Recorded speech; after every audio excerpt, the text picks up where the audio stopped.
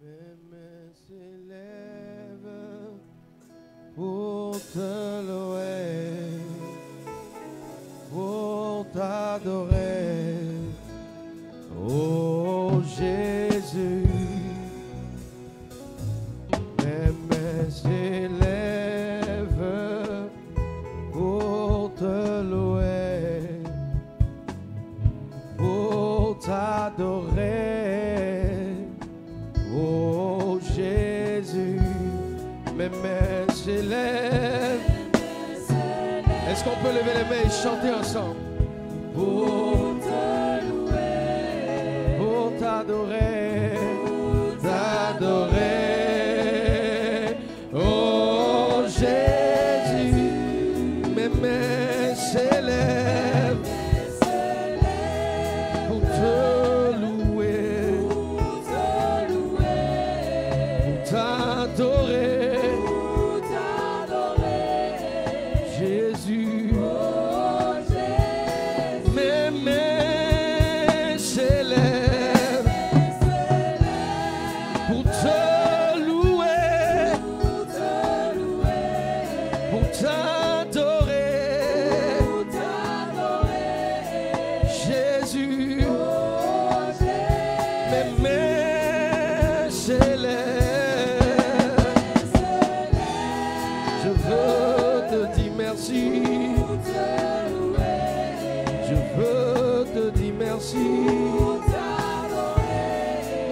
Jésus,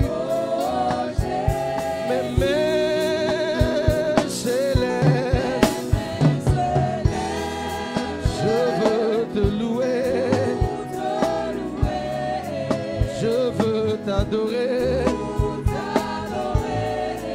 Jésus,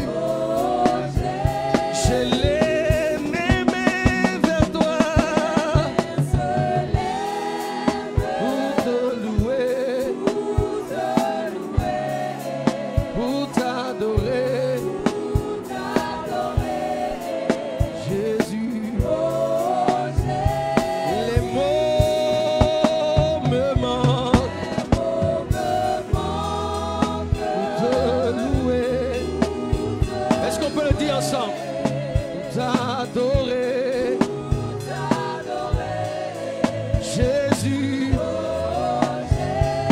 Les mots me manquent pour te louer, pour t'adorer,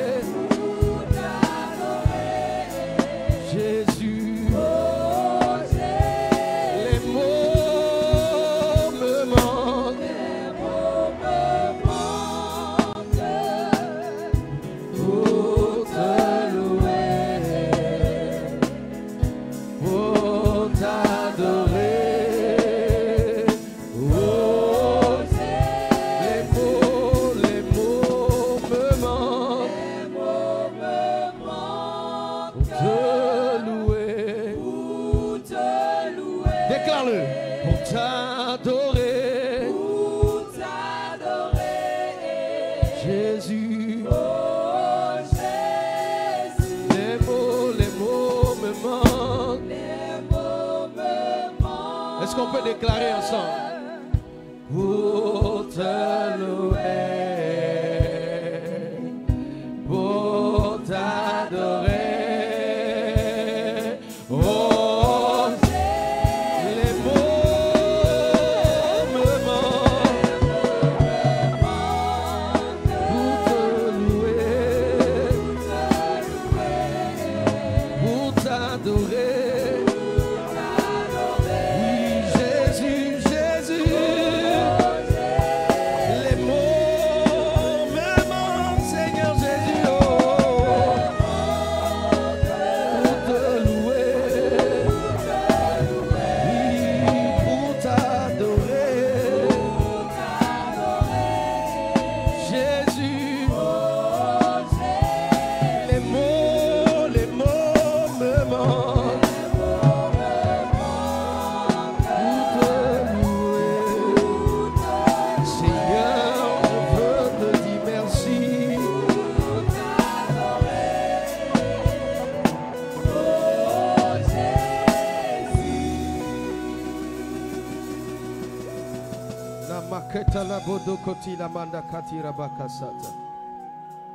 Prends ta Bible avec moi dans Psaume pour t'adorer. Oh Jésus.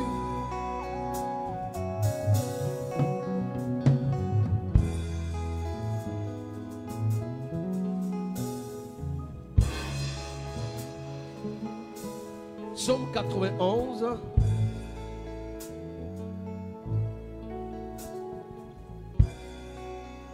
Psaume 91.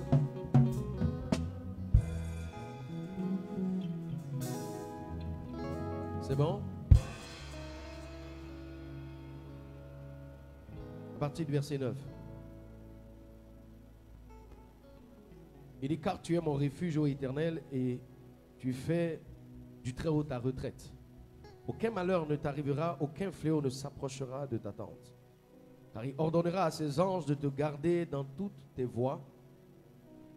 Et ils te porteront sur les mains de peur que ton pied ne heurte contre une pierre. Tu marcheras sur le lion et sur l'aspic et tu fouleras le lionceau et le dragon. Amen. Je vous ai dit la dernière fois que le lion, d'abord le lion c'est un symbole. C'est le symbole de la royauté.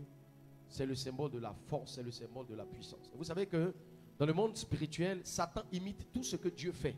Quand Dieu fait une chose, Satan l'imite. Christ est le lion de la tribu de Juda. Mais quand vous lisez, la Bible dit, Satan rôde comme un lion rugissant, cherchant qui il dévorera. Donc, Christ est le lion de la tribu de Juda. Satan aussi imite le lion de la tribu de Juda et il rôde comme un lion. Et je vous dis que quand Dieu veut vous rendre lion spirituel, il vous confronte à des atmosphères de lions sataniques. Vous voyez, David qui est le meilleur roi de la Bible. Je dis le meilleur pas parce qu'il était le plus saint, mais celui que Dieu a le plus approuvé.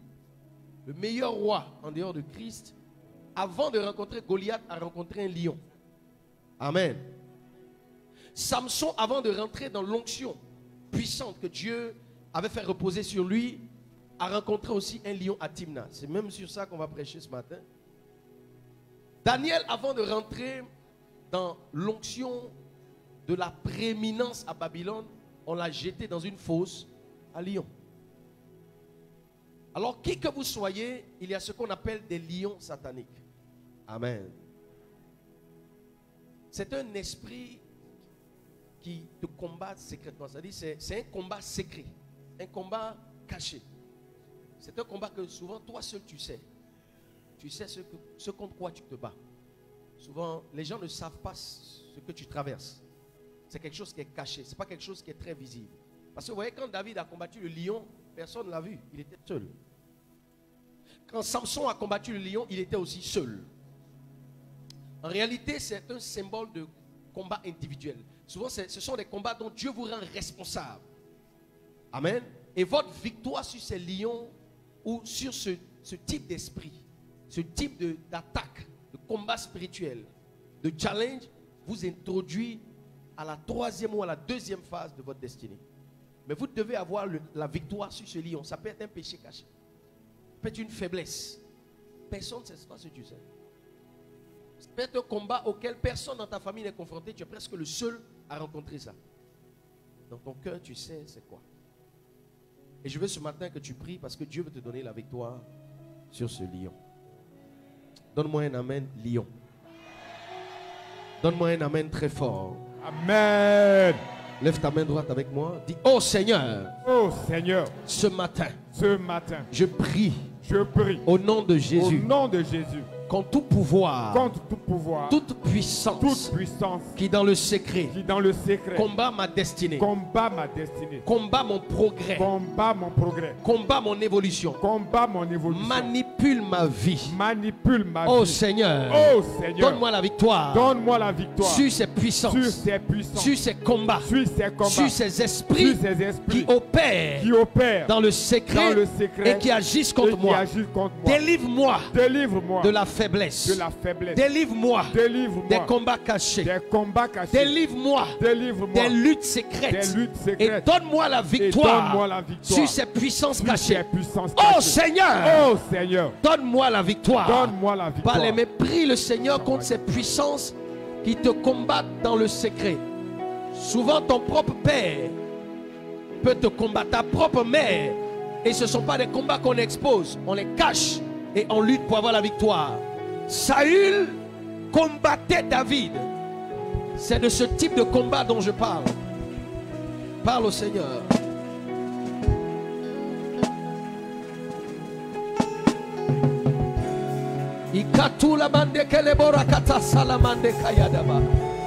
Élève ta voix, parle au Seigneur.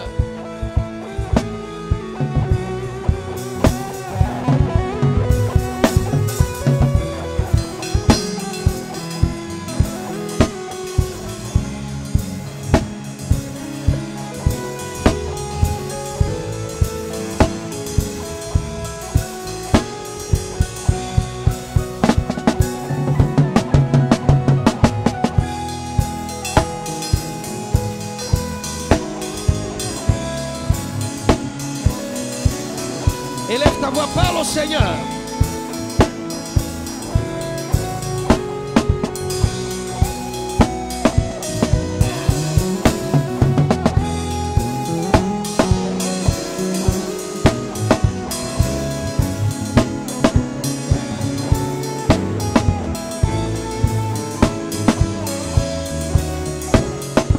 Dans le nom de Jésus, nous avons prié. Amen. Est-ce que tu peux acclamer le Seigneur parce que Dieu t'a donné la victoire? Amen. Merci. Juge 14, partie verset 1. Samson descendit à Timna et il y vit une femme parmi les filles des Philistins. Lorsqu'il fut remonté, il déclara à son père et à sa mère et dit: voici, j'ai vu à Timna une femme parmi les filles des Philistins. Prenez-la maintenant pour ma femme. Son père et sa mère lui disent: n'y a-t-il point de femme parmi les filles de tes frères et dans tout notre peuple que tu ailles prendre une femme chez les Philistins qui sont incirconcis? Et Samson dit à son père: prends-la pour moi, car elle me plaît. Son père et sa mère ne savaient pas que cela venait de l'Éternel, car Samson cherchait une occasion de dispute de la part des Philistins. En ces temps-là, les Philistins dominèrent sur Israël. Samson descendit avec son père et sa mère à Timna, et lorsqu'il arrivait aux vignes de Timna, voici un jeune lion rugissant vint à sa rencontre. Et l'Esprit de l'Éternel saisit Samson, et sans avoir rien à la main, Samson déchira le lion, et comme on déchire un chevreau, et il ne dit point à son père et à sa mère ce qu'il avait fait. Il descendit et parla à la femme, et elle lui plut. Quelque temps après, il se rendit de nouveau à Timna pour la prendre, et se détourna pour voir le cadavre du lion. Et voici, il y avait un essaim d'abeilles et du miel dans le corps du lion. Il prit entre ses mains le miel dont il mangea pendant la route, et lorsqu'il fut arrivé près de son père et de sa mère, il leur en donna, et il en mangeait. Mais il ne leur dit pas qu'il avait pris ce miel dans le corps du lion. Merci Seigneur pour cette parole que tu nous donnes. Viens nous enseigner, viens te révéler à nous ce matin, Seigneur. Reçois toute la gloire parce que tu es Dieu, au nom de Jésus. Amen. Ça t'acclame Jésus très fort. Asseyez-vous.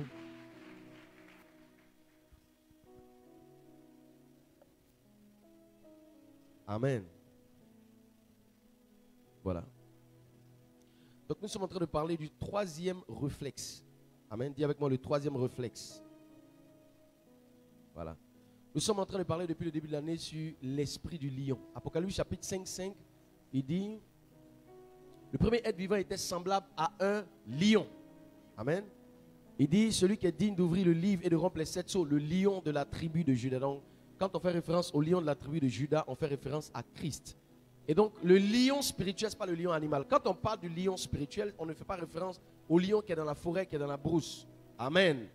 La Bible dit: devant le trône de Dieu, il y a 4 êtres vivants. Et le premier être vivant est semblable à un lion. On peut en parler sur différents angles. Mais le lion fait référence à la royauté de Christ. Et vous savez que Judas, ce n'est pas Judas.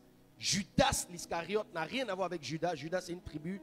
Et Judas, c'est un homme qui a trahi Jésus. Donc, Judas, ça veut dire louange, célébration, acclamation. Donc quand il dit le lion de la tribu de Juda, ça fait référence au roi qui mérite la louange et l'acclamation.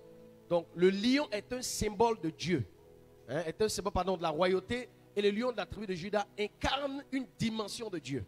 Lion de la tribu de Juda veut tout simplement faire référence à la royauté de Christ. Et je vous ai dit, cette royauté est reproductive. Pourquoi? Parce que quand vous prenez Genèse 49, il dit: Judas revient du carnage. Judas est un jeune lion.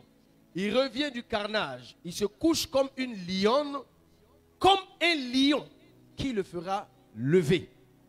Donc Judas, c'est une dimension spirituelle qui implique les hommes, les femmes et les jeunes.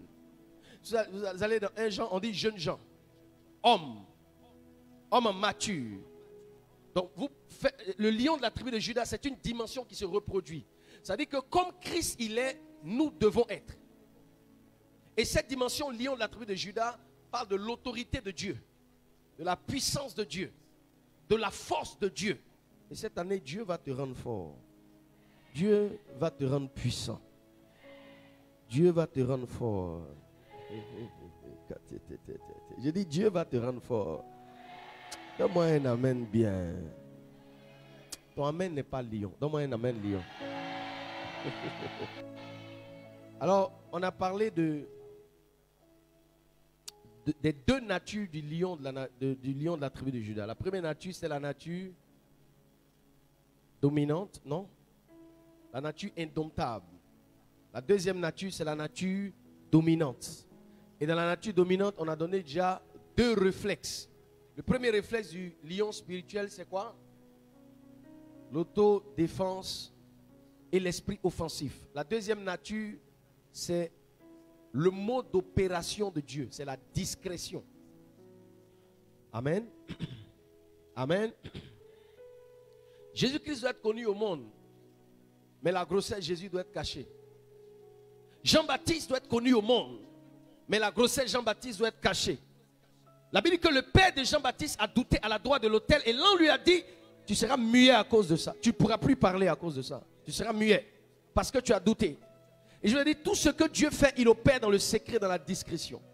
Si vous êtes un homme intelligent spirituellement, vous comprendrez ce que je suis en train de dire. Parce que chaque fois que vous divulguez une information qui est censée être confidentielle, elle est nuisible, soit pour vous-même ou pour l'accomplissement de ce projet. Parce qu'une information confidentielle ne concerne pas seulement des projets. Ça peut concerner des fautes, des erreurs, ça peut concerner beaucoup de choses. Si vous devez aller loin avec Dieu, apprenez à être discret et à marcher dans le secret. Donne-moi un amen bien. Quelqu'un a dit, secret is power and power is secret. Tous les pouvoirs ont des secrets et le secret c'est le pouvoir. Apprenez à être discret. Regarde ton voisin, lui apprend à être discret. J'ai eu tellement de choses dimanche passé et jeudi passé. Bon. Aujourd'hui, je parle du 3e réflexe du lion spirituel. La Bible dit que Samson a tué le lion. Il n'a pas dit à ses parents. Un autre jour, il retourne, il trouve le miel dans le corps du lion. Il prend le miel là, il donne à ses parents manger, mais il ne leur dit pas d'où ça vient. Donne-moi un amen bien. Quand il tue le lion, s'il divulgue l'information, le miel ne va pas pousser dans le corps du lion. Il revient, il prend le miel, il donne à ses parents, mais il ne leur dit toujours pas où est-ce qu'il a pris ce miel. Et je vous ai dit, il y a des choses qui ne doivent pas être révélées jusqu'à leur accomplissement. C'est-à-dire, tant que tu n'as pas encore réalisé ça, il ne faut pas dire à quelqu'un. Tu veux construire une maison, attends de finir de réaliser ta maison ou de commencer les travaux avant d'informer les gens. Ce désir de vouloir se vanter en voulant montrer aux gens qu'on bénéficie d'un privilège que les autres n'ont pas. Hein? Cette envie de vouloir avoir les flatteries des autres. Non, je viens d'acheter une voiture. Non, je suis en train d'attendre de l'argent. Non, je suis en train d'attendre ceci. Et souvent, on ment dedans. Mais ça ferme les portes. Il faut apprendre à te taire. C'est de la force de faire des choses secrètement. C'est de la puissance que d'apprendre à être discret. Tu as un problème avec ton mari, tais-toi. Prie. Tu as un problème avec ta femme, tais-toi. Prie. Quand on a des problèmes, on n'expose pas ces problèmes aux gens. On expose un problème à une personne qui peut nous aider. Quand quelqu'un n'a pas la faculté de t'aider, tu ne lui expliques pas. En lui exposant ça, tu détruis la solution. Dieu est un Dieu de secret. Il a créé tout ce qu'on voit, mais il est caché dans le secret de l'invisible. Opère comme Dieu. Regarde ton voisin, dis-lui, opère comme Dieu. Tu attends de l'argent, quelqu'un vient te demander de l'argent, dis-lui tu n'as pas. Ne lui dis pas j'attends de l'argent. L'argent que tu attends ne va pas venir. Apprends à être discret. 3e réflexe du lion spirituel, nous sommes dans la nature dominante. Hein? Je termine, c'est 5 réflexes. Notez avec moi 4 expressions. N'attendez pas plus, n'attendez pas trop, n'attendez pas plus, non, n'attendez pas plus, n'attendez pas trop et n'attendez rien. N'attendez pas, N'attendez pas plus, n'attendez pas trop et n'attendez rien. C'est ces quatre expressions qu'on va prendre pour étudier ce contexte du troisième réflexe. C'est quelque chose de très profond, soyez spirituel, parce que je vais dire de grandes choses. Amen. Amen. Amen, amen, amen, amen, amen. Okay. Première attitude du troisième réflexe. N'attendez rien de ceux à qui vous faites le bien. N'attendez rien de ceux à qui vous faites le bien. N'attendez rien. Je n'ai pas dit n'attendez pas beaucoup ou n'attendez pas trop. N'attendez rien de ceux à qui vous faites le bien. Jésus a guéri un jour 10 aveugles qui sont partis et au retour, il y a seulement quelques-uns qui sont revenus. Jésus a posé la question, mais les autres, où sont-ils? Cette question que Jésus a posée était la preuve et la démonstration que tous ceux que vous allez aider, tous ceux à qui vous allez faire du bien, ne viendront pas tous être reconnaissants. Vous savez, la reconnaissance, ce n'est pas dire merci. Dire merci, c'est une preuve de politesse, c'est une preuve de bonne éducation, c'est une preuve de savoir-vivre. Amen. Quand quelqu'un t'a fait du bien, tu as dormi chez quelqu'un, tu as mangé chez quelqu'un, quelqu'un t'a aidé à devenir une personne meilleure, différente, ta reconnaissance, ce n'est pas merci, c'est apporter en retour de l'aide à cette personne. Tu as dormi chez quelqu'un, aujourd'hui ça va chez toi. Tu retournes chez cette maison, chez cette personne, dans sa maison, il n'y a pas de télé, tu achètes une télé, tu déposes la télé, c'est ça la reconnaissance. Dis merci, ce n'est pas une reconnaissance. Un merci ne suffit pas pour être reconnaissant. Parce que tu peux dire merci, mais tu n'es pas prêt à aider la personne. Ça veut dire Dieu a créé les choses pour que la vie soit comme un cycle. Celui que tu aides, demain est censé t'aider. Celui à qui tu fais du bien, demain est censé te faire du bien. Mais si vous devez grandir avec Dieu, apprenez à faire du bien sans jamais attendre quelque chose des hommes. Parce que souvent, ceux que tu aides deviendront un jour tes ennemis. Et vous savez, la raison pour laquelle on souffre quand on a fini d'aider les gens et ils sont ingrats, c'est parce qu'on attendait quelque chose. On ne souffre pas d'une chose qu'on n'attend pas.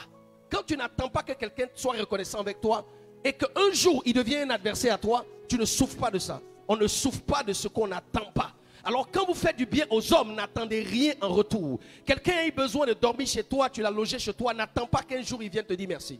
Tu as donné à manger à quelqu'un, tu as fait du bien à quelqu'un qui était faible dans une période et tu l'as rendu fort. Quel que soit ce que tu fais, n'attends pas que cette personne vienne en retour te dire merci ou te manifester de la reconnaissance. La vie est faite ainsi. Et quand vous êtes un lion spirituel, n'attendez pas un retour. Jésus priait pour des gens, il guérissait des malades, il faisait autant de bien à des personnes, mais qui en retour, il n'attendait rien. La Bible dit que Jésus faisait de grands miracles et les gens étaient dans l'émotion. Mais Jésus ne se laissait pas conduire par leurs émotions, car il savait ce qu'il y avait dans l'homme. Quand on dit il savait ce qu'il y avait dans l'homme, ça veut dire dans la nature de l'homme, il y a la capacité de ne pas reconnaître. Pourquoi Jésus peut-il guérir des lépreux qui dans la loi ont été bannis de la société juive? Ça veut dire que quand tu es lépreux, tu ne peux pas habiter au milieu des hommes. Quand tu es lépreux, tu abandonnes ta femme, tes enfants et tu vas vivre dans un endroit désert avec d'autres lépreux dans un camp. Ces gens qui ont eu une vie de séparatistes, une vie séparée, Jésus les guérit, ils se réintègrent dans la société. Mais si même Jésus n'a pas attendu la reconnaissance de quelqu'un,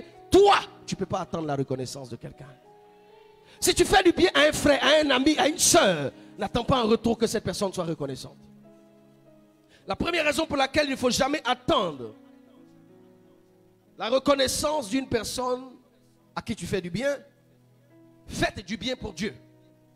Quand tu fais du bien à un homme pour Dieu, tu n'attends pas que cette personne soit reconnaissante. Tu n'attends pas que cette personne te dise merci. Tu n'attends pas que cette personne soit ton ami. Tu n'attends pas que cette personne te rende aussi service. La plupart du temps, on souffre parce que quand on fait du bien à des gens et qu'on va leur demander de l'aide, qu'ils nous disent non, on se dit mais moi à mon tour, j'ai été là pour toi. Pourquoi à ton tour, tu n'es pas là pour moi? Mais si tu n'attendais rien, quand tu vas lui demander qu'il te dit non, ça ne va pas te faire souffrir. La vie est comme ça, la vie est comme ça, la vie c'est un choix. La vie évolue, les temps changent. Et la vie est comme ça. Deuxième raison pour laquelle il ne faut jamais attendre une reconnaissance d'une personne. Il ne faut rien attendre d'une personne à qui vous faites du bien. Faites du bien pour vous-même. Vous savez, quand vous voulez faire du bien, ne regardez pas, ne soyez pas trop compatissant souvent. C'est bien d'être compatissant, c'est-à-dire compatissant, ça veut dire avoir un sentiment de miséricorde, un désir, un sentiment de pitié, en se mettant à la place de la personne. Mais quand vous faites le bien, sachez que le bien que vous faites, ce n'est pas un homme qui va vous le redonner. Le bien que vous accordez, ce n'est pas un homme qui va vous récompenser. Et d'ailleurs, la récompense de l'homme est limitée. C'est même la raison pour laquelle il ne faut jamais attendre d'une personne à qui vous faites du bien, parce que le bien que la personne peut te faire, c'est limité. La dose, la proportion, la mesure de la grâce qui descend sur un bienfaiteur est plus élevée que celui qui a reçu le bien. Qu'est-ce que je suis en train de dire? Quand tu fais du bien à un homme, la bénédiction que Dieu est censé libérer sur ta vie, c'est supérieur à la reconnaissance de celui que tu as aidé. Donc tu as donné à manger à quelqu'un, tu as logé quelqu'un, tu as aidé quelqu'un, tu l'as rendu fort, tu lui as fait du bien. Ce que lui peut t'apporter comme reconnaissance là, c'est petit par rapport à ce que Dieu peut faire pour toi. C'est pour ça qu'il ne faut pas attendre de l'homme. Parce que le bien que tu accordes, la Bible dit, Dieu voit, Dieu entend l'homme de bien. Si vous allez lire le proverbe, essayez de taper comme mot-clé homme de bien. Vous allez voir, homme de bien dans psaume, homme de bien dans proverbe. C'est cité de nombreuses fois parce que homme de bien, c'est celui qui t'a fait du bien. Homme de bien, c'est celui qui fait du bien. Ne faites pas du bien pour les gens. Ne faites pas du bien par rapport à leurs besoins simplement. Faites du bien pour vous-même. La Bible dit qu'il sera donné. Il dit donnez et vous sera donné. Une mesure, serrée et secouée qui déborde. Ça veut dire que quand tu apportes du bien à quelqu'un, il y a une dimension de grâce qui te revient. La main de celui qui donne est toujours en haut. Quand tu donnes, Dieu te tire vers le haut. Alors faites du bien pour vous-même. Que ce soit l'expression de votre nature. Parce que si vous faites du bien pour les hommes, vous faites du bien à quelqu'un par rapport à lui-même, le jour que la personne sera reconnaissante, vous allez dire, les gens sont méchants, moi, il ne peut plus aider quelqu'un. Et vous allez voir des gens qui sont dans cette situation. J'ai aidé beaucoup de gens, personne n'a été reconnaissant. Tu l'as fait pour qui? Tu l'as fait pour qui? Tu ne te plains pas d'une chose que tu as faite pour toi-même. Troisième raison pour laquelle il ne faut rien attendre d'une personne à qui vous faites du bien. Vous devez faire du bien à la mesure de vos capacités. Il ne faut pas trop te sacrifier pour les gens. Il ne faut pas te tuer pour construire les gens. Il ne faut pas prendre ta scolarité de tes enfants pour mettre d'autres enfants à l'école. Il ne faut pas te tuer pour les gens. Les gens vont te laisser un jour. Il y a des gens qui vont rester, il y a des gens qui vont partir. Il y a des gens qui vont t'aimer, il y a des gens qui vont te détester. Il ne faut pas te tuer pour les gens. Il ne faut pas te priver de nourriture pour donner à manger à des gens. Parce qu'un jour, celui à qui tu as donné à manger là, le peu de nourriture qui est dans ta main, il va venir t'arracher. On a des gens qui vivent ainsi. Vous allez voir des femmes qui rentrent dans des foyers, qui sacrifient leur vie pour un homme. Il ne faut jamais faire ça. Le sacrifice doit être mutuel. C'est-à-dire que quand je me sacrifie pour toi, tu te sacrifies aussi pour moi. Tu prends un homme 20 ans, il dit il ne faut pas travailler. Il faut laisser tes parents, il ne faut plus parler à tes parents. Donc tu t'es marié, tu ne parles plus à tes propres parents. Hein, monsieur, tu allais marier une femme, tu ne parles plus à tes parents, tu ne parles plus à tes cousins, tu ne parles plus à tes soeurs, tu ne parles plus à quelqu'un. Et puis on dit il ne faut pas travailler encore. Mais on t'a isolé. Après 15 ans, quand il va te dire bye bye. Tu fais comment? Donc tu fais comment? Quelqu'un te dit il ne faut pas travailler. On a eu des situations où des hommes, ils ont pris des femmes. Il a interdit de parler formellement à tous les membres de sa famille. Il de ne pas travailler. Ils font 25 ans ensemble. Et puis ils meurent. Vous voyez, elle ne travaille pas. Elle ne fait rien. Elle parle avec personne. Maintenant tu es mort, qui va l'aider? Puisque toi-même tes parents, là, tu ne veux pas qu'elle parle avec tes parents. On appelle ça se détruire pour construire les gens. On ne se détruit pas pour construire les gens. On construit les gens en se construisant.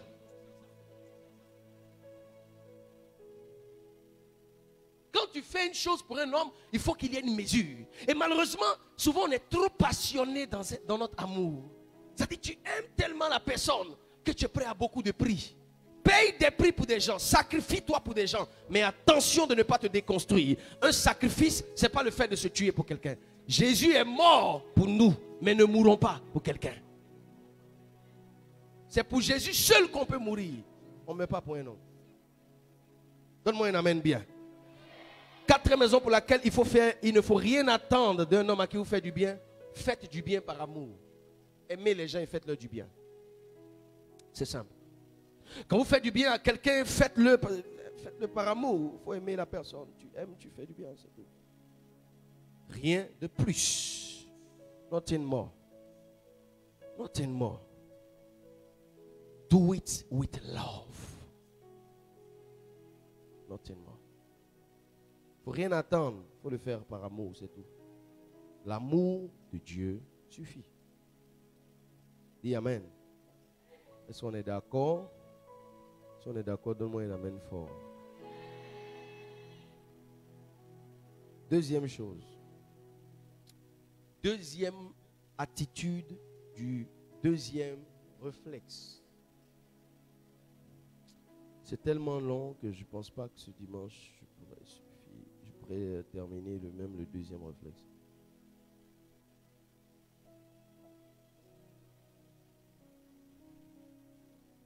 Amen. Regarde ton voisin, dis-lui, n'attend rien de personne.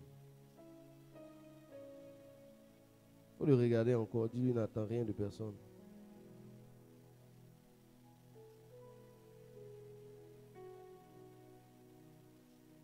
N'attendez pas plus de ceux qui vous font du bien. N'attendez pas plus. N'attendez pas plus. N'attendez pas plus de ceux qui vous font du bien. Ça dit que quelqu'un te fait du bien. Vous savez, souvent, les Africains, ils exagèrent. Amen. Quelqu'un te donne son pain, tu veux prendre son bras. Quelqu'un te donne un verre d'eau, tu veux prendre sa bouteille. Après être mature, pour dépasser certains niveaux. En réalité, les gens vous font du bien, mais il y a des mesures, ils ne peuvent pas. Vous savez, si vos yeux restent focalisés sur une seule trajectoire, une source d'approvisionnement que Dieu envoie, vous serez frustré dans la vie. Parce que Dieu n'utilisera pas une seule personne pour vous aider ou pour vous conduire vers votre destinée. Dieu utilisera beaucoup de personnes. Je suis en train de dire quoi? Je suis en train de dire que quand quelqu'un vous aide, honorez l'aide que la personne vous apporte. Mais n'attendez pas plus que ça. Tu as une femme qui est fidèle. N'attends pas plus que ça. Ta femme prépare. Elle est fidèle, elle est bien. Chaque fois que tu te couches, elle doit venir gratter ton dos. Tes ongles poussent un peu, on doit couper tout. Ta barbe même pousse, elle doit raser aussi. Ampoule est cassée, elle doit changer à la maison. Mon frère, il ne faut pas exagérer.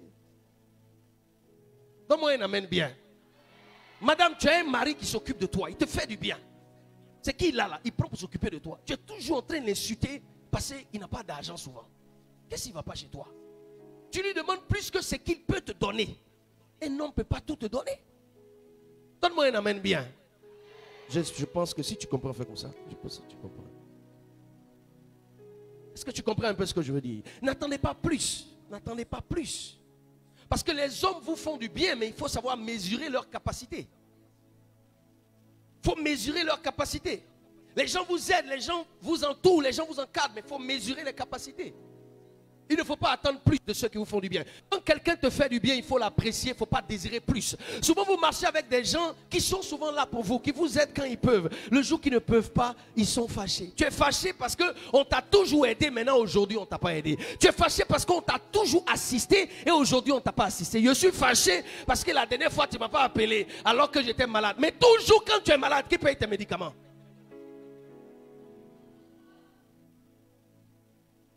Non, je te demande, qui s'occupe de toi toujours?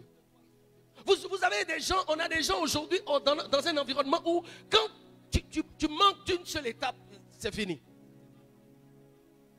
On t'a aidé. Ce que je peux, j'ai fait. Le jour où je ne peux pas, tu ne peux pas m'en vouloir.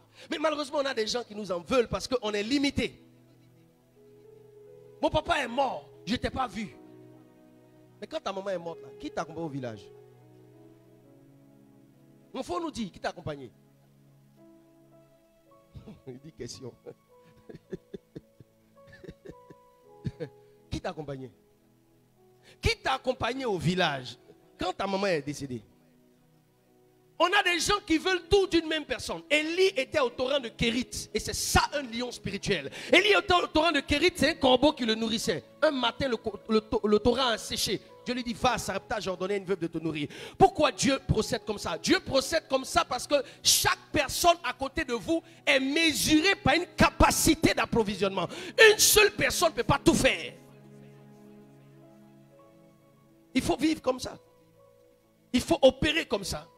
Il ne faut pas tout attendre des gens. Tu es un enfant, ta maman te met à l'école. Elle s'occupe de toi. Tu n'es pas suffisamment intelligent. Quand il y a un nouveau portable, elle doit payer encore. Mais quand tu es à la galère qui est à la maison, ta maman peut payer ça? C'est ça qu'on a aujourd'hui. On a une société aujourd'hui où les gens veulent tout de tout le monde. Tout d'une même personne. On ne peut pas tout avoir d'une même personne. Ne redemandez pas plus que ce qu'une personne peut vous donner. L'église a été là un moment pour vous, l'église n'a pas été toujours là pour vous. Calmez-vous. Il y a des gens qui se fâchent vite à l'église. Quand on les assiste, oh, pourquoi on m'appelle je suis fâché?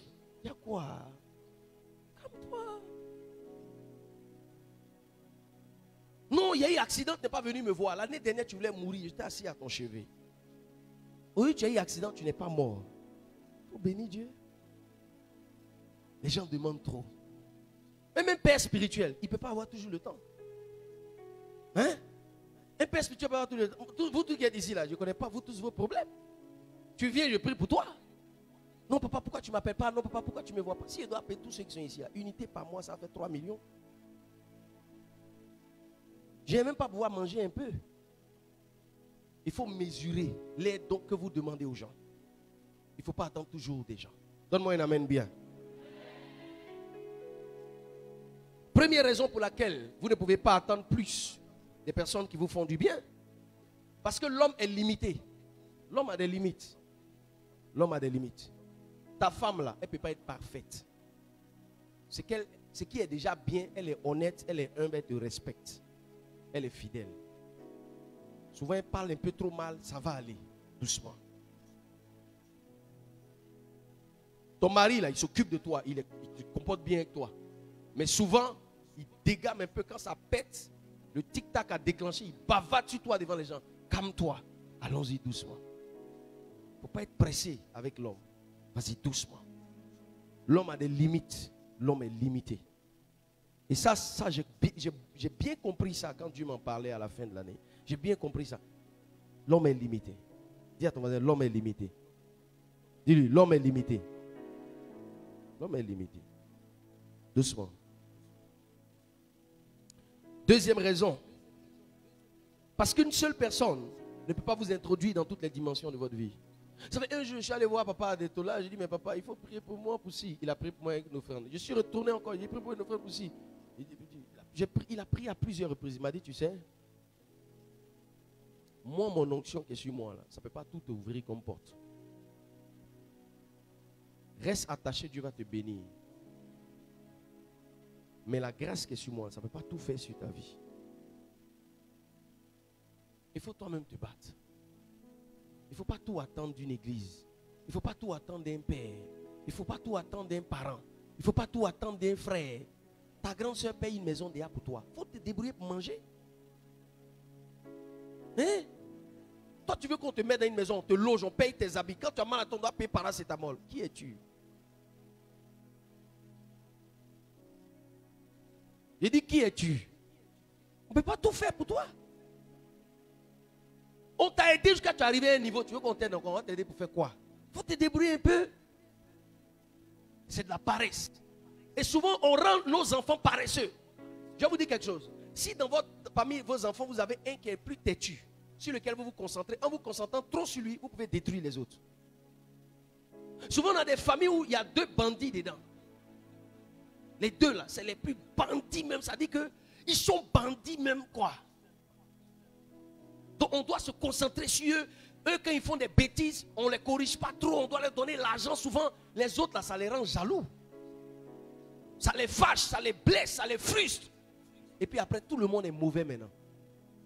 Parce que vous êtes trop focalisé sur eux. Il faut mesurer. Souvent, là je suis en train de parler de ceux qui vous aident. Mais souvent, quand toi-même tu aides les gens, il faut mesurer. Est-ce que quelqu'un me comprend et me donne un amen bien? Il faut mesurer ça. Bien sûr. Il faut mesurer, faites attention. Vous concentrez sur l'enfant. Concentrez sur... Mais les autres là, il faut vous occuper d'eux. On peut tout apporter à un enfant. Mais on ne peut pas choisir pour lui. Moi, ma mère priait tous les samedis. On récitait les versets bibliques qu'elle nous a envoyés dans tous les programmes de Côte d'Ivoire. Hein? C'est moi si je suis un pasteur. Chacun choisit sa voie. Donne-moi un amen bien. Troisième raison. Troisième réflexe. Troisième attitude. Troisième attitude du deuxième réflexe. Troisième attitude du troisième réflexe. troisième attitude du troisième réflexe. Parce que le premier réflexe, c'était autodéfense, l'esprit offensif. Deuxième réflexe, c'était la discrétion, le secret. Troisième réflexe, n'attendez pas plus, n'attendez pas trop et n'attendez rien, n'est-ce pas? Ok. Donc on a la troisième attitude du troisième réflexe. N'attendez pas la paix et le repos venant de l'ennemi. Celui qui ne t'aime pas aujourd'hui, là, il ne faut pas attendre qu'il t'aime demain. T'as compris? Tu auras dans la vie des gens qui t'aiment passionnément, des gens qui sont prêts à tout pour te voir réussir, des gens qui t'aiment profondément et des gens qui te détestent amèrement. Celui qui ne t'aime pas, il ne faut pas chercher à ce qu'il t'aime. On ne force pas l'amour. On ne lutte pas l'appréciation. Quelqu'un qui ne t'apprécie pas, il ne faut pas lutter avec. Il ne faut pas te battre. Essayer de faire plaisir à quelqu'un pour qu'il puisse t'aimer. La vérité est que ça ne marche pas. Et d'ailleurs, n'attendez pas que l'esprit de l'ennemi change à votre égard. Il y a des gens qui disent, non, moi je suis tout attaqué. Toutes les années, je suis attaqué. Tu penses que Satan a changé son avis à ton sujet? Satan ne change pas son avis à ton sujet. Il ne t'aime pas, il te déteste, il va te détester. Il faut apprendre à vivre relax, en paix avec soi-même. Il faut apprendre à vivre épanoui, en sachant qu'il y a des gens qui nous détestent, qui ne nous aiment pas, qui ne vont jamais nous aimer, qui vont nous faire du mal. Il faut vivre avec. Il faut vivre avec. Il ne faut pas souhaiter que quelqu'un qui est un ennemi devienne un ami. Ce n'est pas un souhait. Ça ne marche pas toujours. Souvent, quelqu'un qui ne t'aime pas peut faire semblant de t'aimer pour te nuire. Parce que quand il ne t'aime pas, qu'il y a une barrière, dès le moment où il montre son amour, tu lui ouvres les portes parce que tu penses qu'un ennemi est devenu un ami. Or, c'était un adversaire qui est devenu un ennemi secret. Quelqu'un qui ne t'aime pas ne va pas forcément t'aimer demain. Ne vous battez pas et n'attendez jamais qu'un ennemi devienne un ami. N'attendez pas qu'un adversaire devienne un partenaire. Un lion spirituel, c'est ça. Jésus avait pour amis des païens, des scribes. Ceux qui étaient des religieux comme lui n'étaient pas ses amis. Les pharisiens n'étaient pas amis de Jésus. Les sadduciens n'étaient pas amis de Jésus. Ils marchaient les gens comme les Zachée, les publicains. Là. Pas les scribes, pardon, les publicains. Jésus marchait avec des publicains. Les gens disent non, c'est un païen. Non, il est ceci, mais il ne marchait pas avec les gens religieux. Parce que l'esprit du pharisianisme déteste la spiritualité. Ensemble de dogmes extrémistes associés à des cultures, des rites anti la loi.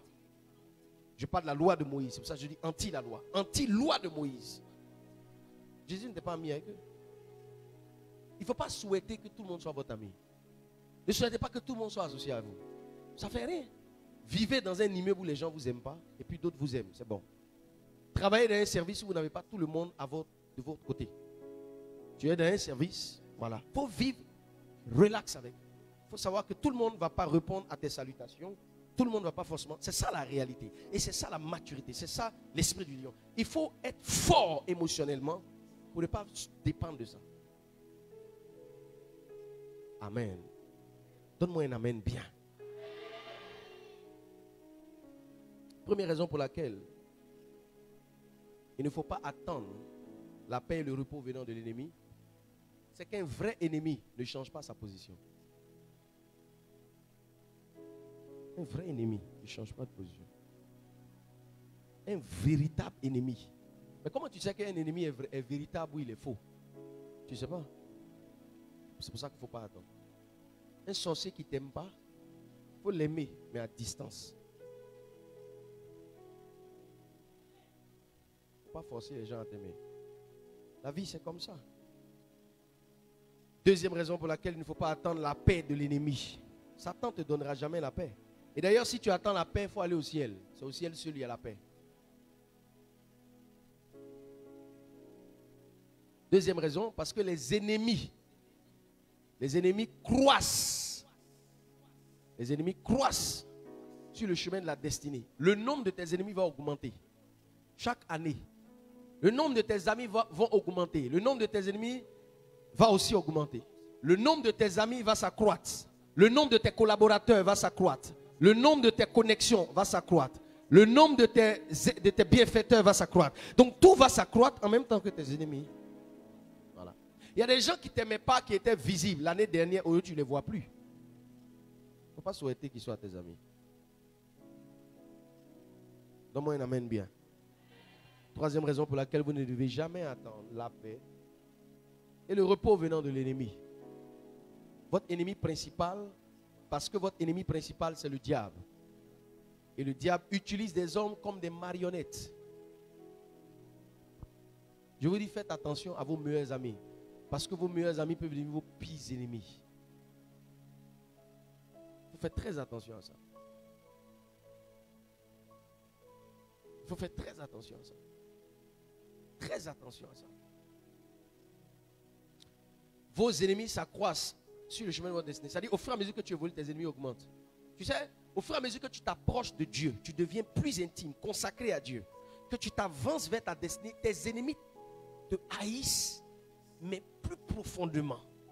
C'est-à-dire, ça devient de plus en plus fort. Il ne faut jamais te demander pourquoi ces gens-là, ils ne m'aiment pas. Il ne faut jamais te demander ça. Il ne faut pas te demander. Il ne faut même pas te poser cette question. Parce qu'une personne à qui tu n'as pas eu affaire, à qui tu n'as jamais fait de mal, s'il ne t'aime pas, il est animé par l'esprit de ton ennemi. C'est-à-dire que l'esprit de l'adversaire est rentré en lui. Je reprends. Satan est un esprit. Le diable est un esprit qui utilise les hommes comme des marionnettes pour manipuler les destins. Il ne sera jamais d'accord avec toi. Satan n'est jamais devenu ami avec Jésus-Christ. Satan n'a jamais eu d'accord et de partenariat, d'alliance avec Jésus-Christ. Satan n'a jamais eu de filiation et de connexion. Il n'y a pas de rapport. La Bible dit qu'il y a inimitié entre la lumière et les ténèbres. La Bible dit la lumière, lui, dans les ténèbres, et les ténèbres ne l'ont point reçu. Les ténèbres, c'est l'ennemi. La lumière et les ténèbres ne peuvent jamais s'associer. La lumière et les ténèbres ne peuvent pas se mettre ensemble. Mais il faut comprendre qu'une destinée s'accomplit malgré les ennemis. Une destinée s'accroît malgré les adversités. Les gens vont te détester, mais tu vas avancer. Les gens vont te calomnier, mais tu vas réussir. Les gens vont profondément te combattre, mais Dieu va t'élever et t'établir sur les têtes.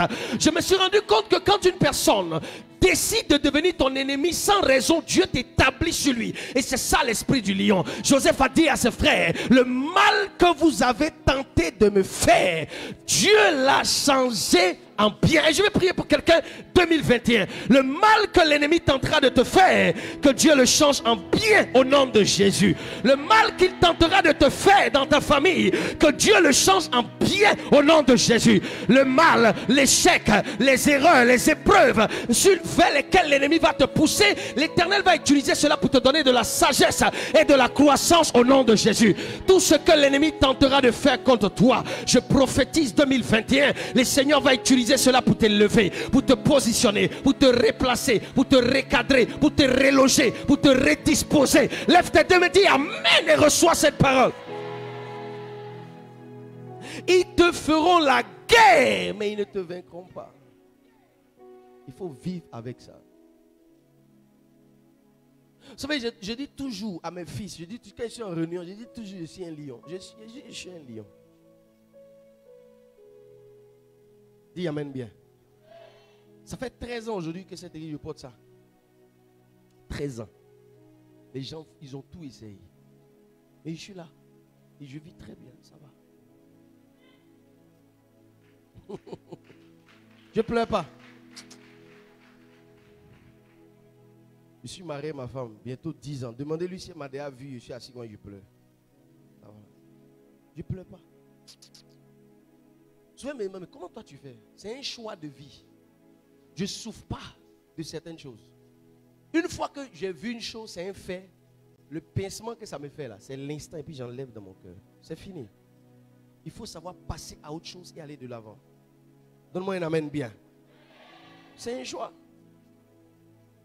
Je ne lutte pas à ça. Il ne faut pas souffrir pour rien. Regarde ton voisin, dis-lui ne souffre pas pour rien. Dis-lui encore ne souffre pas pour rien. Pourquoi tu veux souffrir où on ne souffre pas? Quelqu'un tape, il dit, tu sors avec quelqu'un, vous êtes en train de marcher, il dit, il ne veut plus de toi, tu pleures. On appelle ça gourmet, tu es possédé. Tu es vraiment possédé, quoi. Donc, à part cette personne, toi, tu ne peux plus te marier. Vous limitez votre destin à des individus. Vous limitez votre vie à des personnes. Moi, je ne sais pas quelle trahison je n'ai pas subie. Quelle trahison je n'ai pas vécue. Quelle trahison je n'ai pas connue. Quelle méchanceté je n'ai pas connue. Des personnes très proches, des personnes que j'aime, des personnes que je continue même d'aimer. Mais je vis avec ça. Et je vis avec ça paisiblement. Honnêtement, j'en ai souffert, mais j'en souffre plus. Depuis beaucoup d'années, j'en souffre plus. Tu vois, pendant la guerre, on a fermé l'église dans un lieu, on était allé prier quelque part. Il y a 3 personnes qui s'occupaient d'administrer parce que les gens venaient de Port-au-Boué, de très loin. Et j'ai voyagé, je suis allé payer les instruments. À mon retour, il n'y a plus d'église. Les 3 personnes là, ils se sont assis, ils ont discuté. Il y avait l'argent dans la caisse. Ils ont pris l'argent de la caisse, ils sont partis. Puis ils appellent les chrétiens et disent il n'y a plus d'église. Quand je suis venu, ça m'a traumatisé. Je dis, oh, comment l'homme peut faire ça? Alors que les 3 là dormaient chez moi à la maison. C'est-à-dire, ils mangent ma nourriture. Je moins prier que pour les gens. Je fais tout avec eux. Je n'ai pas souffert de ça. Non, pas du tout.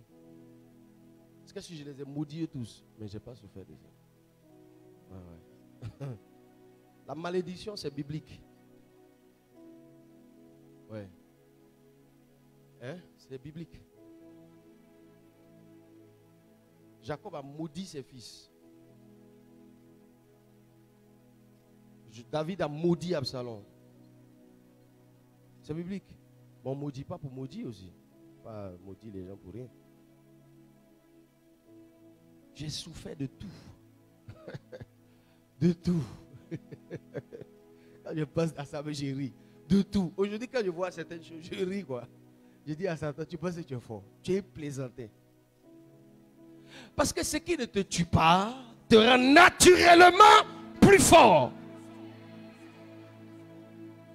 Si une épreuve, une souffrance, une difficulté te rend méchant, te rend amer, te rend mauvais, ça veut dire que l'épreuve t'a vaincu.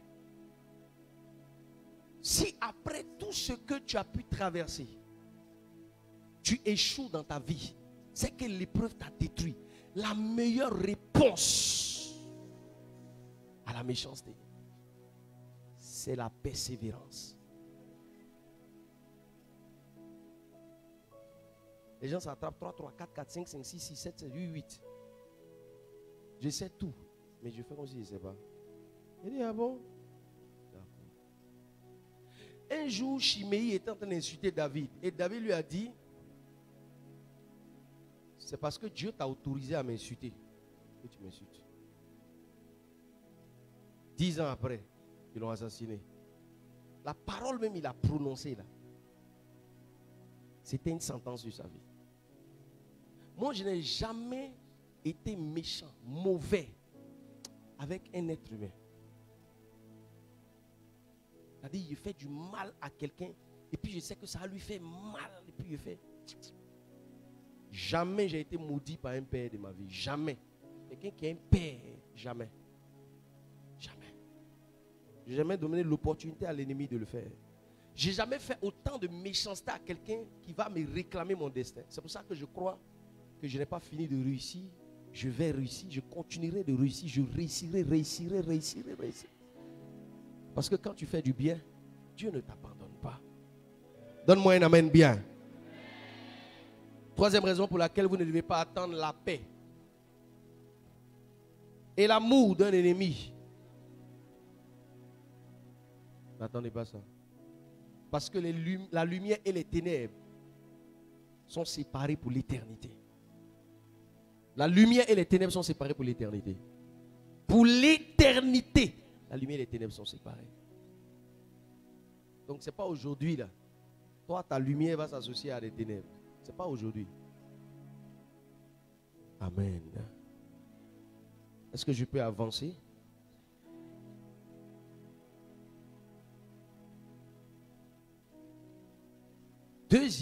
Quatrième attitude hein?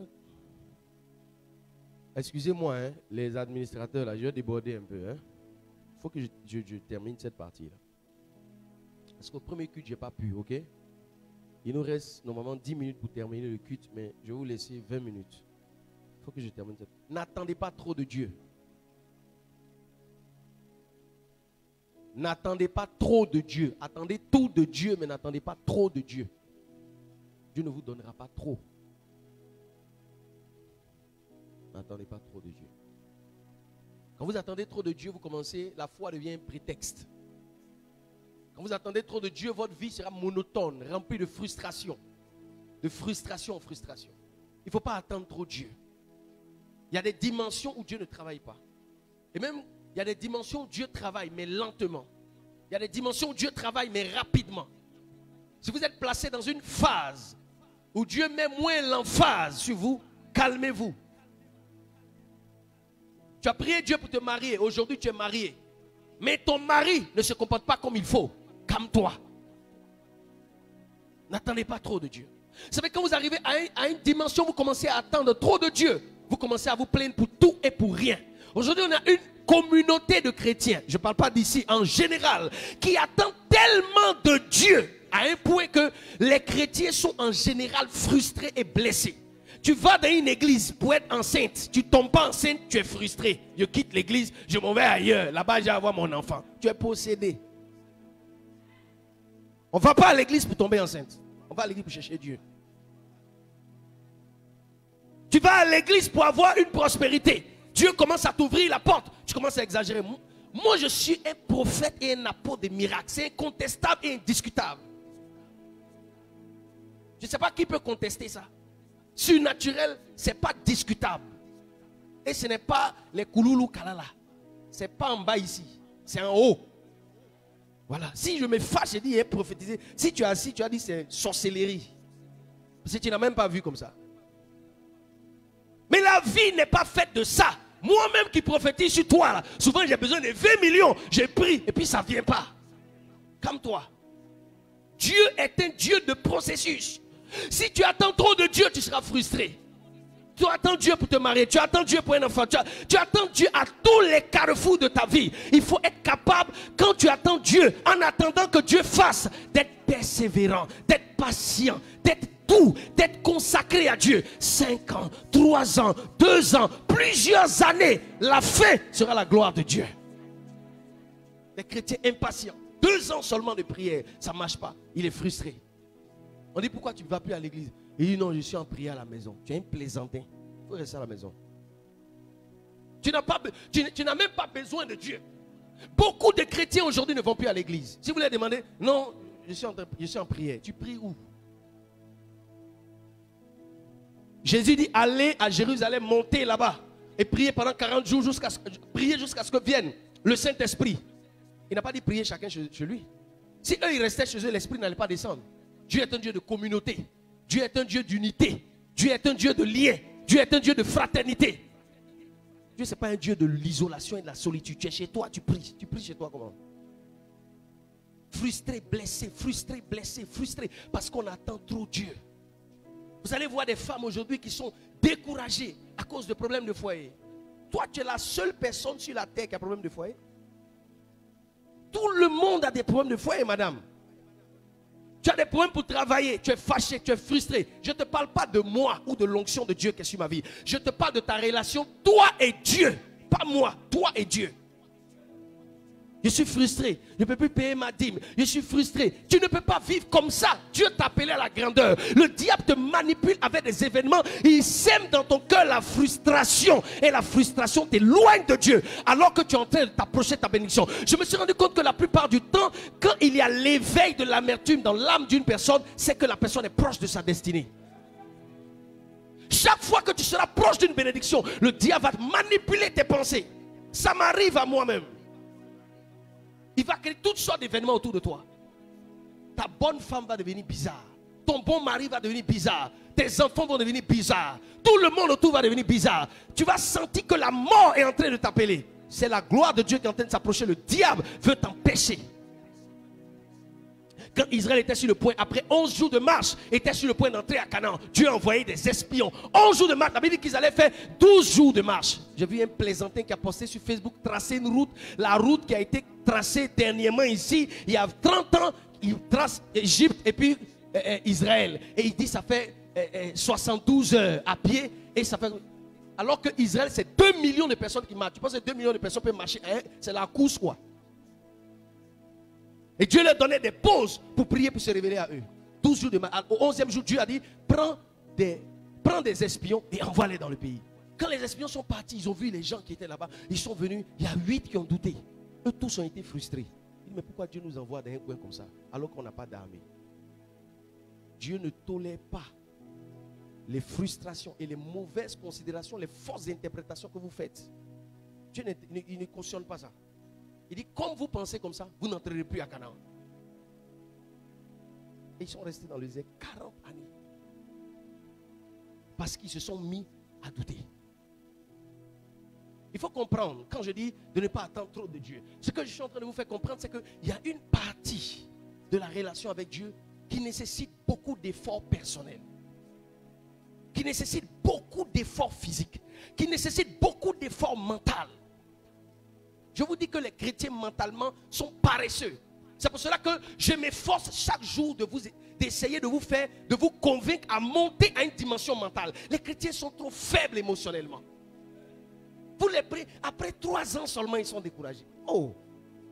Il y a des gens qui ont réussi aux États-Unis. Je regardais le documentaire d'un gars qu'on a surnommé le tigre de l'immobilier.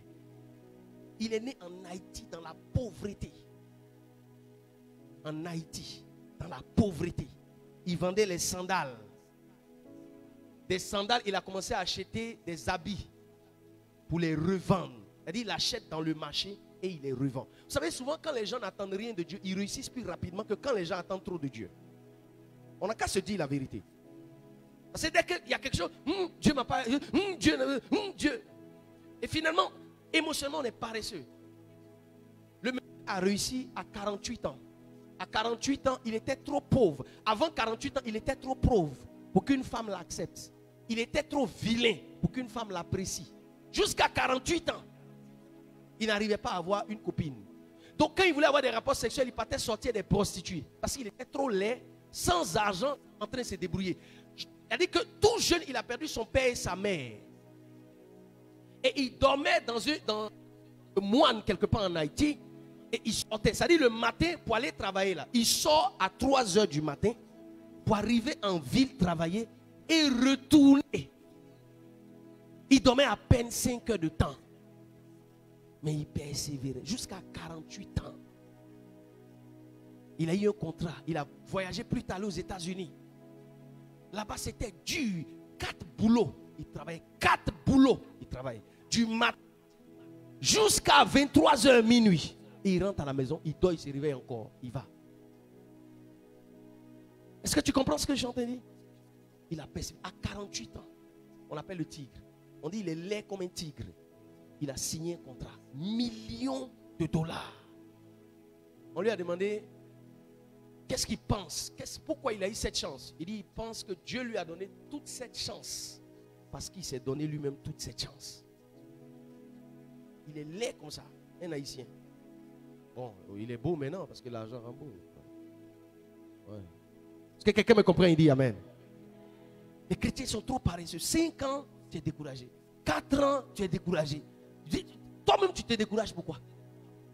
Ça n'a pas de sens. Un homme qui a une destinée n'a pas besoin d'être motivé. Un homme qui a une destinée n'a pas besoin d'être encouragé. Quand tu as une vision, tu t'encourages, tu te motives, tu te mobilises et tu persévères. Toujours, il faut mobiliser les chrétiens. Toujours, il faut les encourager. À cause de ça, on doit rendre visite à des gens tous les temps. On doit appeler tous les temps. Qu'est-ce qui ne va pas? Pourquoi tu ne pries plus? Non, non, non, non, non, non, non, non, non, non. Il faut que cette année du lion de la tribu de Juda, tu passes à un niveau émotionnel supérieur. Donne-moi un amen bien. Oui, bien sûr. Il faut passer à un niveau supérieur. toujours découragé, toujours abattu. On doit te mobiliser, on doit te mobiliser, on doit t'encourager. Non, non, non, non, non, non, non. Tu n'as pas besoin. Pour percer, tu n'as pas besoin de ça. Tu dois avoir ta propre intimité avec Dieu. Tu marches avec Dieu. 5 ans, 10 ans dans la persévérance et dans la patience. Vous savez, quand on attend trop de Dieu, on ne fournit pas beaucoup d'efforts. Croire trop au miracle fait que les gens ne fournissent pas trop d'efforts. On fait un peu, on prie beaucoup et puis on attend Dieu. Les gens ne veulent pas faire des efforts. Tu prends un chrétien, tu dis, une fille chrétienne, elle est trop belle pour vendre à locaux. Tu es possédé. Tu es trop jolie pour vendre un magasin. Tu veux faire ton propre magasin. On commence quelque part. Tu prends un chrétien, il n'est pas prêt à vendre oignons. Tu prends un chrétien, il n'est pas prêt à faire boutique. Parce qu'il ne veut pas dormir dans boutique. Jusqu'aujourd'hui, il y a des gens qui disent, il ne peut pas habiter à Yopougon. Tu es possédé. Il ne peut pas habiter à Bobo. Et il y a quoi à Bobo? Il y a quoi là-bas? Moi, il ne peut pas habiter dans un quartier précaire. Mais oui, tu peux décider d'aller habiter dans un quartier précaire, reprendre ta vie à zéro et avoir une vision, persévérer et atteindre ton objectif. Il faut grandir spirituellement. Les chrétiens sont paresseux. Tu ne peux pas vendre poisson. Non, écoute-moi. Tu as besoin de délivrance cette année. On va t'imposer les pieds. Les chrétiens sont très paresseux. Écoute-moi très bien. Il faut que mentalement tu sois fort. Tu dois être capable. Jésus-Christ, de grand qu'il était, élevé qu'il était, Dieu qu'il était, il s'est incarné dans une chair. Il est né. Ça veut dire qu'il est né dans une étable. C'est ça la foi.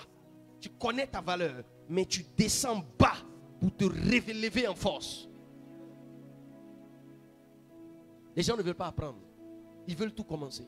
Les gens ne veulent pas étudier longtemps parce qu'ils croient au Dieu des miracles.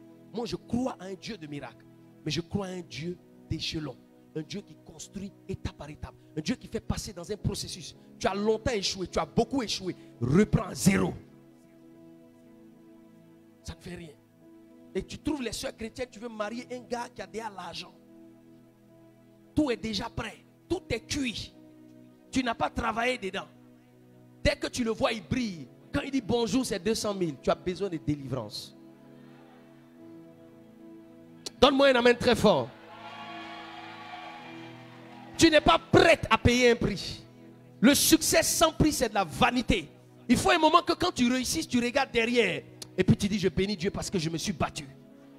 Il faut pouvoir avoir un succès que les gens vont admirer. Pas un succès gratuit. Quand on compte trop sur Dieu, on aime la gratuité, la facilité. Ça fait tic au tac et puis ça marche. Personne ne veut souffrir.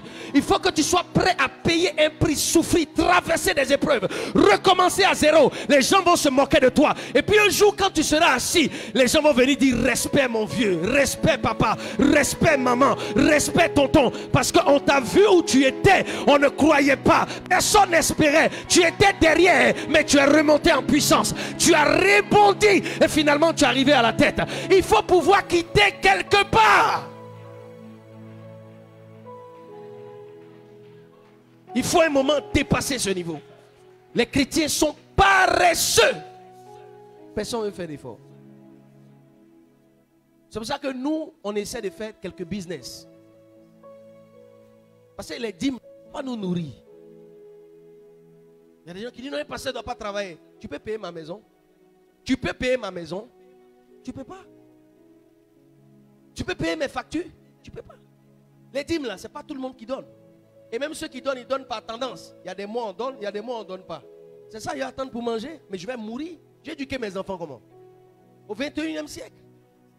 Les imams là, ils ont tous des trucs. Voilà, voici M. Touvoli. Le dernier terrain que j'ai vendu ici là, c'est lui qui m'a envoyé le client. C'est un imam, son voisin. Pasteur vend terrain à imam. Tu as compris? Voilà. Parce que en vérité, un moment, les gens qui prient là, ce n'est pas toujours venir à ton aide. Tu n'as pas appelé les gens chaque jour. J'ai besoin d'un peu d'argent. J'ai besoin d'un peu d'argent. Ça devient du vol et de l'escroquerie. Eux aussi, ils ont une vie, non? Comme toi, non? Donc chacun se cherche.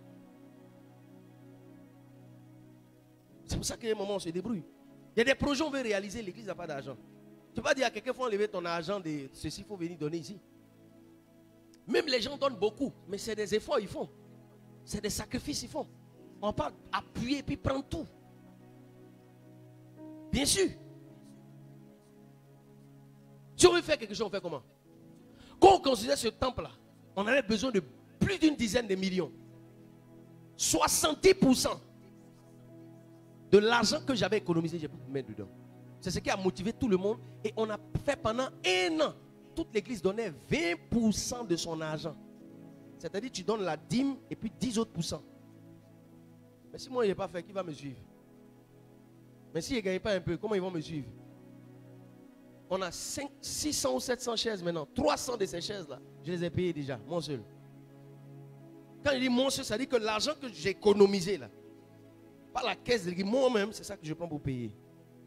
Et puis après, j'ai lancé une quête. Chacun a payé des chaises. C'est comme ça que ça fonctionne. Il ne faut pas trop attendre de Dieu. À un moment, il faut se battre un peu. Il faut fournir un peu d'effort. Il ne faut pas être là comme ça, tu es là comme ça, puis tu attends. Ouh, les miracles. C'est quoi tout ça? À un moment, il faut changer ça. Tu ne peux pas vivre comme ça. On doit te coiffer, tu as besoin d'argent. Dieu doit te donner l'argent pour te coiffer. Payer tes chaussures, Dieu doit t'aider. Et tu es complexé sur tous les bords. Tu n'as pas de chaussures, tu vois des gens réussir, tu es blessé, tu dis non, Dieu t'a abandonné. Dieu t'a abandonné comment? Les autres qui travaillent à ton niveau, qui se battent sans pleurer là, Dieu ne les a pas abandonnés aussi. La vie est injuste. La vie ne te donnera pas souvent ce que tu mérites. Tu dois forcer le destin, souvent pour dépasser tes limites, te forcer à faire certaines choses difficiles, payer des prix, te sacrifier, accepter souvent des humiliations, des moqueries, tomber à terre, pouvoir te relever, avancer de force et finalement percer. Joseph était à l'aise chez son papa, on l'a vendu, il est devenu esclave. Il s'est battu là-bas. Il avait quel âge? 12 ans. 18 ans de lutte. Et puis un jour, il a réussi. Dans un pays où il était esclave. Toi, si on t'a jeté en esclavage aujourd'hui en Libye, c'est fini. Tu dis affaire de Dieu là. Tu ne veux plus entendre parler de ça. Pardon. Vos affaires de Dieu là, je suis plus dedans. Toi, épreuve te tue. Ça veut dire que tu n'es pas un lion. Un vrai lion, quand une épreuve arrive, il rugit, il se défend, il se bat et il avance. À quoi on n'a pas été confronté?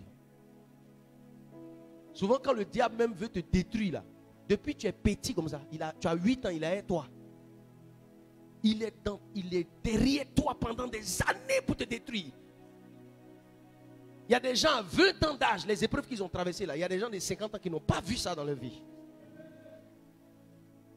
Bien sûr, maman est décédée, papa est décédé. On le jette quelque part, il est en train de traîner dans des quartiers là-bas. Et puis il avance, il lutte, il avance. Quand on attend trop de Dieu, on fixe moins les yeux sur soi. Travaillez, fournissez des efforts. Ce que Dieu doit faire, il va le faire. Que Dieu vous bénisse.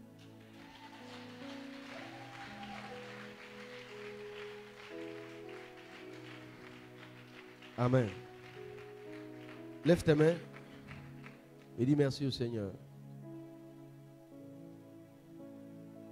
Jésus-Christ, je ne peux vivre sans toi. Dieu très saint, je ne peux vivre sans toi.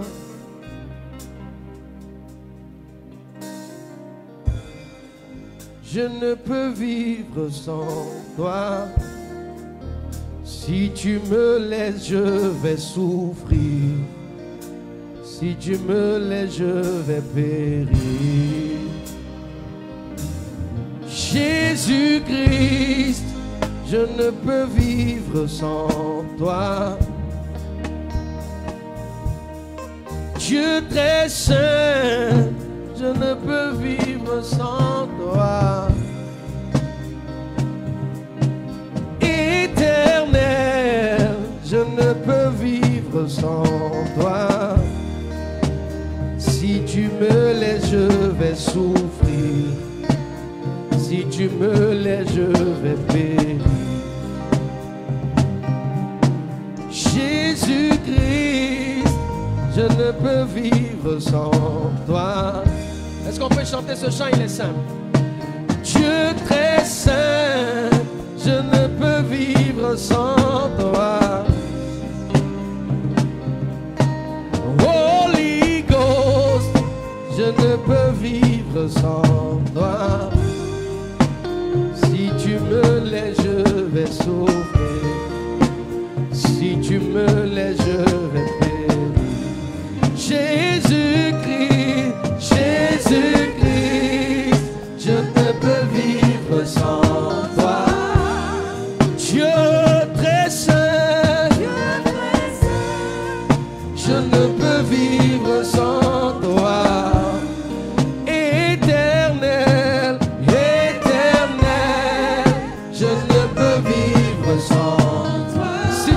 laisses, je vais souffrir. Si tu me laisses, je vais souffrir.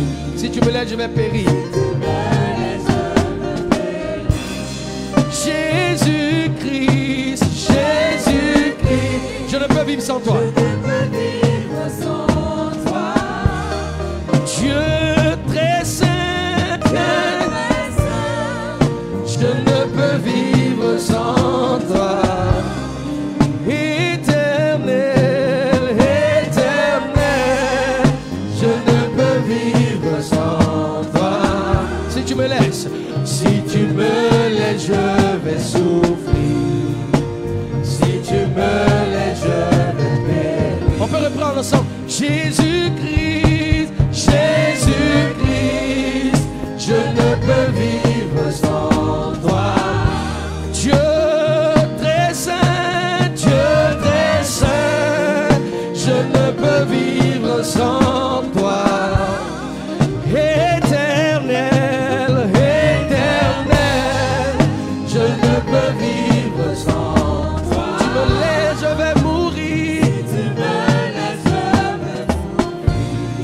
Je vais périr.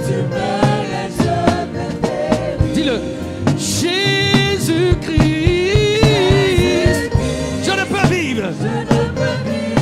Sans toi. Dieu très saint, je ne peux vivre sans toi. Éternel, je ne peux vivre sans toi. Je vais souffrir. Si tu me laisses, je vais périr. Si tu me laisses, je vais périr. Est-ce que tu peux acclamer Jésus très fort?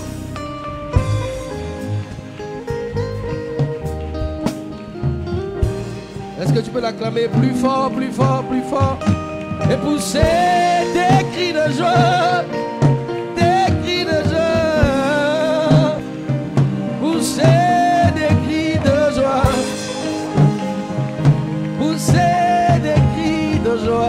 Papa, je veux pousser des cris de joie. Oh, des cris de joie. Est-ce qu'on peut l'acclamer, pousser? Jésus-Christ, je ne peux vivre sans toi. Dieu très saint, je ne peux vivre sans toi.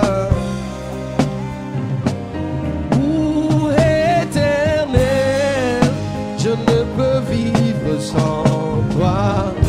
Est-ce qu'on peut acclamer encore? Si tu me laisses, je vais souffrir. Si tu me laisses, je vais vivre. Alléluia! Amen. On va faire notre offrande.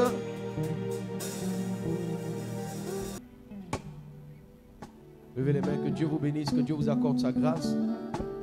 Que sa faveur et sa bénédiction soient sur vous. Que tout combat et toute malédiction dans votre vie soit brisé au nom de Jésus. Que Dieu redresse et rétablisse votre destinée. Et que Dieu vous fasse entrer dans les grandes portes de cette année 2021. Que cette année soit une année de bénédiction et de faveur pour vous. Au nom de Jésus. Amen. Donc du 31 au 7, nous aurons 8 jours de jeûne. Oui, ceux qui en ont besoin, on va vous donner. Voilà. C'est pour inviter des personnes. On a déjà distribué cela dimanche passé et tous les autres jours. Donc, c'est pour inviter des personnes. Nous avons un programme vraiment spécial. Le thème, c'est la domination reposera sur ses épaules. La domination reposera sur ses épaules. Et le vendredi 5, nous avons la conférence des femmes. Toutes les femmes doivent être ici. Le samedi 6, nous avons la journée de la jeunesse. Donc, dimanche prochain, on va vous présenter les bureaux et commencer à préparer tout le monde par rapport au vendredi, surtout pour les femmes. Et le samedi pour les jeunes. Le dimanche, il y aura 3 cultes. Nestor David sera notre invité pour les 3 cultes. Amen. Amen. Que Dieu vous bénisse. Qui a été béni ce matin? Ok, donc dimanche prochain, il faut m'inviter quelqu'un que je vais bénir. Amen. Lève ta main, je prie pour la fin. Seigneur, merci pour cette grâce que tu nous accordes. Déclare avec moi 2021 Année du lion de la tribu de Juda. Année du lion de la tribu de Juda. L'année où le Seigneur m'établit et me bénit. L'année où le Seigneur m'établit et me bénit. L'année où je dépasse mes limites. L'année où je dépasse mes limites. Je réalise l'irréalisable. Je réalise l'irréalisable. Et j'accomplis de nouveaux territoires. Et j'accomplis de nouveaux territoires. L'année où le Seigneur me donne des possessions. L'année où le Seigneur me donne des possessions. L'année où le Seigneur fait de moi la tête et m'établit. L'année où le Seigneur fait de moi la tête et m'établit. L'année où le Seigneur me bénit. L'année où le Seigneur 2021. 2021. Mon année du lion de la tribu de Juda. Mon année du lion de la tribu de Juda. Au nom de Jésus. Au nom de Jésus. Amen. Amen. Amen. Amen. Amen.